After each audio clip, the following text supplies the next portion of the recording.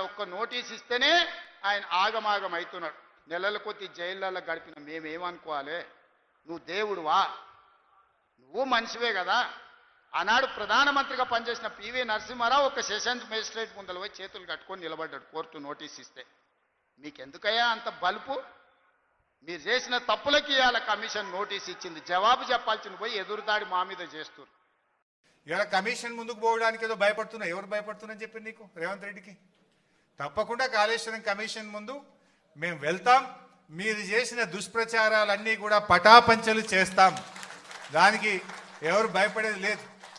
ప్రాణత్యాగానికే సిద్ధపడ్డ నాయకులు ఇలాంటి మీరు చేసే చిల్లర తాటాకు చప్పులకు భయపడే నాయకత్వం బీఆర్ఎస్ నాయకత్వం. డెఫినెట్గా మీరు చెప్పిన అబద్ధాలు గోబల్స్ అన్నింటినీ కూడా పటాపంచలు చేసి నిజాలన్నీ కాళేశ్వరం ముందు చెప్తామని చెప్పి కూడా మేము ఈ సందర్భంగా తెలియజేస్తూ